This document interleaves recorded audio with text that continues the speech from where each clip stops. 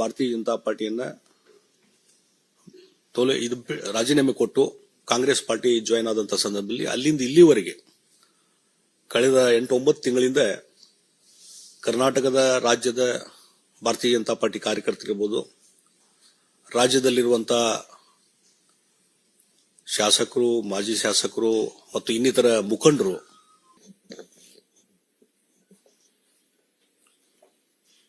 ಜಗದೀಶ್ ಶೆಟ್ಟರು ಹಿಂದೆ ಮುಖ್ಯಮಂತ್ರಿಯಾಗಿ ಪಕ್ಷದ ಅನೇಕ ಜವಾಬ್ದಾರಿಗಳನ್ನು ವಹಿಸಿಕೊಂಡು ದುಡಿದಂತ ಒಬ್ಬ ಹಿರಿಯ ವ್ಯಕ್ತಿ. ನಮ್ಮೆಲ್ಲ ಕಾರ್ಯಕರ್ತರ ಅಪೇಕ್ಷೆ ಇತ್ತು ಅವರು ವಾಪಸ್ ಬಿಜೆಪಿಗೆ ಬರಬೇಕು ಅಂತ ಹೇಳಿ. ಅದಕ್ಕಾಗಿ ಬೆಳಿಗ್ಗೆ ಗೃಹ ಸಚಿವ ಅಮಿತ್ ಶಾ ಜಿಯವ್ರನ್ನ ನಾನು, ಜಗದೀಶ್ ಶೆಟ್ಟರು, ವಿಜಯೇಂದ್ರ ಎಲ್ಲರೂ ಭೇಟಿ ಮಾಡಿ ಅವರು ಸಹ ಬಹಳ ಸಂತೋಷದಿಂದ ಅವರನ್ನ ಬಿಜೆಪಿಗೆ ಸ್ವಾಗತ ಮಾಡಿ ಬರಬೇಕು ಅಂತ ಹೇಳಿದ್ರು. ಅದರಂತೆಯೇ ಇವತ್ತು ಬಿಜೆಪಿಗೆ ಸೇರಿದ್ದಾರೆ. ನಮ್ಮ ರಾಷ್ಟ್ರೀಯ ಅಧ್ಯಕ್ಷ ನಡ್ಡಾಜಿಯವರನ್ನು ಸಹ ಈಗ ನಾವು ಭೇಟಿ ಮಾಡ್ತಾ ಇದ್ದೇವೆ. ಬಹುಶಃ ಜಗದೀಶ್ ಶೆಟ್ಟರು ಬಿಜೆಪಿಗೆ ಸೇರಿದ್ರಿಂದ ದೊಡ್ಡ ಶಕ್ತಿ ಬಂದಂತಾಗಿದೆ. ಮುಂದಿನ ಲೋಕಸಭಾ 28ರಲ್ಲಿ 25ಕ್ಕೂ ಹೆಚ್ಚು ಲೋಕಸಭಾ ಕ್ಷೇತ್ರಕ್ಕೆ ಇರೋದಕ್ಕೂ ಸಹ ನಮಗೆ ಹೆಚ್ಚು ಸಹಕಾರಿಯಾಗುತ್ತೆ ಅನ್ನೋ ಮಾತನ್ನು ಹೇಳ್ತಾ ಮತ್ತೊಮ್ಮೆ ಭಾರತೀಯ ಜನತಾ ಪಾರ್ಟಿಗೆ ಮಾನ್ಯ ಜಗದೀಶ್ ಶೆಟ್ಟರ್ನ ಸ್ವಾಗತ ಮಾಡುತ್ತೇನೆ. ಧನ್ಯವಾದಗಳು. ನಮಸ್ಕಾರ. मेरा आदरणीय जगदीश शेट्टर जी से आग्रह है कि मीडिया के साथियों को संबोधित करें.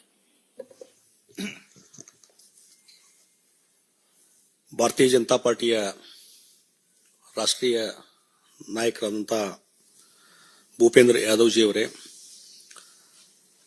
ಭಾರತೀಯ ಜನತಾ ಪಾರ್ಟಿಯ ಹಿರಿಯ ನಾಯಕರಾದಂತಹ ಮತ್ತು ಮಾಜಿ ಮುಖ್ಯಮಂತ್ರಿಗಳು, ನಮ್ಮೆಲ್ಲರ ನಾಯಕರಾದಂತಹ ಮಾನ್ಯ BS ಯಡಿಯೂರಪ್ಪನವರೇ, ಕರ್ನಾಟಕ ರಾಜ್ಯದ ಬಿಜೆಪಿ ಅಧ್ಯಕ್ಷರಂತ ಆತ್ಮೀಯರಂತ BY ವಿಜೇಂದ್ರ ಅವರೇ, ಇನ್ನೊಬ್ಬ ಬಿಜೆಪಿ ಮುಖಂಡರು ಕೇಂದ್ರ ಸಚಿವರು ಅಂತ ರಾಜೀವ್ ಚಂದ್ರಶೇಖರ್ ಅವರೇ, ಆತ್ಮೀಯ ಮಾಧ್ಯಮದ ಮಿತ್ರರೇ, ಇವತ್ತು ಬಹಳ ಒಂದು ಸಂತೋಷದ ಸಂಗತಿ. ನಾನು ಕಳೆದ ಅಸೆಂಬ್ಲಿ ಚುನಾವಣೆಯಲ್ಲಿ ಭಾರತೀಯ ಜನತಾ ಪಾರ್ಟಿಯನ್ನ ರಾಜೀನಾಮೆ ಕೊಟ್ಟು ಕಾಂಗ್ರೆಸ್ ಪಾರ್ಟಿ ಜಾಯಿನ್ ಆದಂತ ಸಂದರ್ಭದಲ್ಲಿ ಅಲ್ಲಿಂದ ಇಲ್ಲಿವರೆಗೆ ಕಳೆದ 8-9 ತಿಂಗಳಿಂದ ಕರ್ನಾಟಕದ ರಾಜ್ಯದ ಭಾರತೀಯ ಜನತಾ ಪಾರ್ಟಿ ಕಾರ್ಯಕರ್ತರಿರ್ಬೋದು, ರಾಜ್ಯದಲ್ಲಿರುವಂತಹ ಶಾಸಕರು, ಮಾಜಿ ಶಾಸಕರು ಮತ್ತು ಇನ್ನಿತರ ಮುಖಂಡರು ಮತ್ತು ನಮ್ಮ ರಾಜ್ಯದ ನಾಯಕರುಗಳು ಎಲ್ಲರ ಒಂದು ಅಪೇಕ್ಷೆ ಇತ್ತು, ಭಾರತೀಯ ಜನತಾ ಪಾರ್ಟಿಗೆ ನೀವು ಮರಳಿ ಬರಬೇಕು ಅನ್ನುವಂಥದ್ದು. ಮತ್ತು ರಾಷ್ಟ್ರೀಯ ನಾಯಕರು ಸಹಿತ ಇವತ್ತು ಬರಬೇಕನ್ನುವಂತಹ ಒಂದು ಆಶೆಗಳನ್ನು ವ್ಯಕ್ತಪಡಿಸಿದಾಗ ಇವತ್ತು ಬೆಳಿಗ್ಗೆ ಮಾನ್ಯ ನಮ್ಮ ಗೃಹ ಸಚಿವರು ಮತ್ತು ಭಾರತೀಯ ಜನತಾ ಪಾರ್ಟಿಯ ಹಿರಿಯ ನಾಯಕರು, ಹಿಂದಿನ ಅಧ್ಯಕ್ಷ ಅಂತ ಅಮಿತ್ ಶಾ ಅವ್ರನ್ನ ನಾವು ಇವತ್ತು ಬೆಳಿಗ್ಗೆ ಭೇಟಿಯಾಗಿದ್ವಿ. ಬಹಳ ಒಂದು ಅತ್ಯಂತ ಗೌರವದಿಂದ, ಒಂದು ಹೆಚ್ಚಿನ ರೀತಿಯಂತ ಪ್ರೀತಿ ವಿಶ್ವಾಸದಿಂದ ಅವರು ನಮ್ಮನ್ನು ಬರಮಾಡಿಕೊಂಡ್ರು. ಮತ್ತು ಅದೇ ರೀತಿ ಈಗ ನಮ್ಮ ರಾಷ್ಟ್ರೀಯ ಅಧ್ಯಕ್ಷ ಅಂತ ನಡ್ಡಾಜಿಯವರನ್ನು ಈಗ ಭೇಟಿ ಆಗ್ತೇವೆ.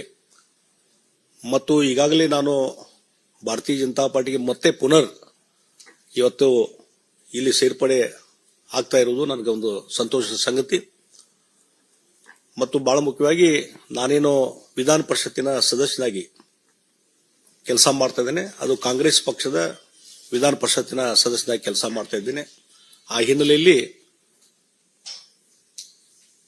ಕರ್ನಾಟಕದ ವಿಧಾನ ಪರಿಷತ್ತಿನ ಸಭಾಪತಿಗಳಂತ ಮಾನ್ಯ ಬಸವರಾಜ ಹೊರಟ್ಟಿ ಅವರಿಗೂ ನಾನು ಫೋನ್ನಲ್ಲಿ ಮಾತಾಡಿದ್ದೇನೆ ಮತ್ತು ಈಗಾಗಲೇ ಇಮೇಲ್ ಮುಖಾಂತರ ಸದಸ್ಯತ್ವಕ್ಕೆ ನಾನು ಈಗಾಗಲೇ ರಾಜೀನಾಮೆಯನ್ನ ಕೊಟ್ಟಿದ್ದೇನೆ ಮತ್ತು ಆ ರಾಜೀನಾಮೆ ಎಕ್ಸೆಪ್ಟ್ ಮಾಡಬೇಕಂತ ಹೇಳಿ ನಾನು ಮಾನ್ಯ ಸಭಾಪತಿ ಹೊರಟ್ಟಿ ಅವರನ್ನ ವಿನಂತಿ ಮಾಡಿಕೊಂಡಿದ್ದೇನೆ. ಅದೇ ರೀತಿ ಕರ್ನಾಟಕದ ರಾಷ್ಟ್ರೀಯ ಕಾಂಗ್ರೆಸ್ ಪಾರ್ಟಿಯ ಅಧ್ಯಕ್ಷರಂತ DK ಶಿವಕುಮಾರ್ ಅವರಿಗೂ ಸಹಿತ ಕಾಂಗ್ರೆಸ್ ಪಕ್ಷದ ಪ್ರಾಥಮಿಕ ಸದಸ್ಯತ್ವಕ್ಕೆ ರಾಜೀನಾಮೆ ಕೊಟ್ಟಿದ್ದನ್ನು ಇಮೇಲ್ ಮೇಲೆ ಅವ್ರಿಗೆ ಕಳಿಸಿದ್ದೇನೆ ಮತ್ತು ಅಲ್ಲಿ ಸ್ವತಃ ಕಳಿಸುವಂತ ವ್ಯವಸ್ಥೆ ನಾನು ಮಾಡ್ತಾ ಇದ್ದೇನೆ. ಆ ಹಿನ್ನೆಲೆಯಲ್ಲಿ ಇವತ್ತು ಭಾರತೀಯ ಜನತಾ ಪಾರ್ಟಿ ನಾನು ಸೇರ್ಪಡೆ ಆಗ್ತಾ ಇದ್ರೆ ಬಹಳ ಮುಖ್ಯವಾಗಿ ಇವತ್ತು ದೇಶದ ಮುಂದೆ ಇರುವಂತಹದ್ದು, ದೇಶವನ್ನು ಒಗ್ಗೂಡಿಸುವಂಥದ್ದು, ದೇಶದ ರಕ್ಷಣೆ ಮತ್ತು ದೇಶದ ಹಿತರಕ್ಷಣೆ. ಈ ಹಿನ್ನೆಲೆಯಲ್ಲಿ ಕಳೆದ 10 ವರ್ಷದಿಂದ ನಮ್ಮ ದೇಶದ ಪ್ರಧಾನಮಂತ್ರಿ ನರೇಂದ್ರ ಮೋದಿಜಿಯವರು ಏನು ಭಾರತದ ಒಂದು ಪ್ರಗತಿಗೆ ಇಡೀ ಜಗತ್ತಿನಲ್ಲಿ ಭಾರತದ ಒಂದು ಶಕ್ತಿ ವೃದ್ಧಿಸಲಿಕ್ಕೆ ಏನು ಕೆಲಸ ಮಾಡಿದ್ದಾರೆ, ಅವರು ಮತ್ತೊಮ್ಮೆ ಪ್ರಧಾನಮಂತ್ರಿಗಳಾಗಬೇಕು, ಮತ್ತೊಮ್ಮೆ ಅವರ ನಾಯಕತ್ವದಲ್ಲಿ ದೇಶದಲ್ಲಿ ಒಂದು ಹೆಚ್ಚಿನ ಶಕ್ತಿ ಬರಬೇಕು ಅನ್ನುವಂಥ ಹಿನ್ನೆಲೆ ಇಟ್ಟುಕೊಂಡು ಮತ್ತು ಭಾರತೀಯ ಜನತಾ ಪಾರ್ಟಿ ಇನ್ನೂ ಹೆಚ್ಚು ಶಕ್ತಿಯುತವಾಗಿ ಬೆಳಿಬೇಕು ಅನ್ನುವಂಥ ವಿಷಯ ಇಟ್ಟುಕೊಂಡು ಇವತ್ತು ಭಾರತೀಯ ಜನತಾ ಪಾರ್ಟಿಗೆ ನಾ ಮರು ಸೇರ್ಪಡೆ ಆಗ್ತಾ ಇದ್ದೇನೆ.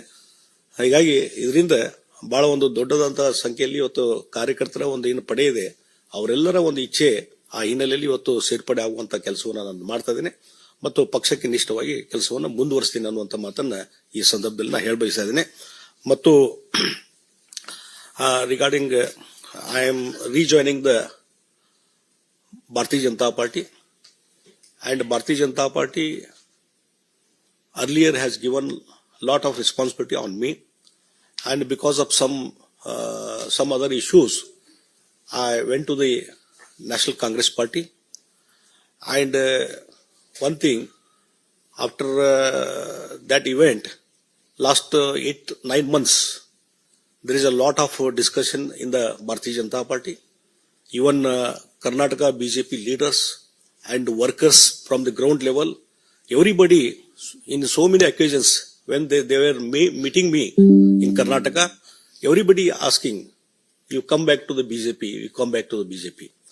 And for that purpose, I also responded, and even our leader, Manya Yediyurappa ji, and State President Vijayendra ji, and our national leaders, everybody, they wanted to come back BJP, and accordingly our workers feeling I am rejoining the BJP. And another important thing, under the leadership of Narendra Modi ji,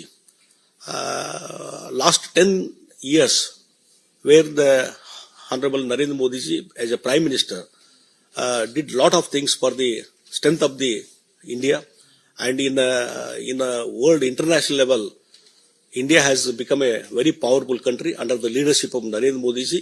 So, with the belief of the Narendra Modi ji leadership, I am to strengthen, and Narendra Modi ji has to again become the Prime Minister of this India to strengthen the India. For that purpose, with that belief, I am rejoining the Bharatiya Janata Party. ಮತ್ತೊಂದು ವಿಚಾರವನ್ನು ಈಗ ನಾನು ಹಿಂದೆ ಕಾಂಗ್ರೆಸ್ ಪಾರ್ಟಿಗೆ join ಆದಂತ ಸಂದರ್ಭದಲ್ಲಿ ಅವರು ಸಹಿತ ಬಹಳ ಒಳ್ಳೆ ರೀತಿಯಿಂದ ಇವತ್ತು ನನಗೊಂದು ಗೌರವ ಸ್ಥಾನಮಾನ ಕೊಟ್ಟು ಅವರು ಒಳ್ಳೆ ರೀತಿಯಿಂದ ನಡ್ಕೊಂಡಿದ್ದಾರೆ. ಅದಕ್ಕಾಗಿ ರಾಜ್ಯದ ಕಾಂಗ್ರೆಸ್ ಪಾರ್ಟಿ ಅಧ್ಯಕ್ಷ DK ಶಿವಕುಮಾರ್ ಆಗಲಿ ಮತ್ತು ಮುಖ್ಯಮಂತ್ರಿ ಸಿದ್ದರಾಮಯ್ಯ ಅವರಿಗೂ ನಾನು ನನ್ನ ಧನ್ಯವಾದಗಳನ್ನು ಹೇಳ್ತೀನಿ. ಆ ಹಿನ್ನೆಲೆಯಲ್ಲಿ ಅವರು ಇಲ್ಲಿಯವರೆಗೆ ಸಹಕಾರ ಕೊಟ್ಟಿದ್ದಕ್ಕೂ ನಾನು ಧನ್ಯವಾದಗಳನ್ನು ಹೇಳ್ತೇನೆ. बहुत धन्यवाद. एक मिनट बहुत धन्यवाद आप सभी का, और बहुत ही कम समय में सभी आप इस पत्रकार वार्ता में शामिल हुए. आप लोगों का बहुत धन्यवाद. ಹೆಚ್ಚಿನ ವಿಡಿಯೋಗಳಿಗೆ ಪ್ರತಿಧ್ವನಿ ಯೂಟ್ಯೂಬ್ ಚಾನೆಲ್ ಸಬ್ಸ್ಕ್ರೈಬ್ ಮಾಡಿ, ಬೆಲ್ ಐಕಾನ್ ಕ್ಲಿಕ್ ಮಾಡಿ.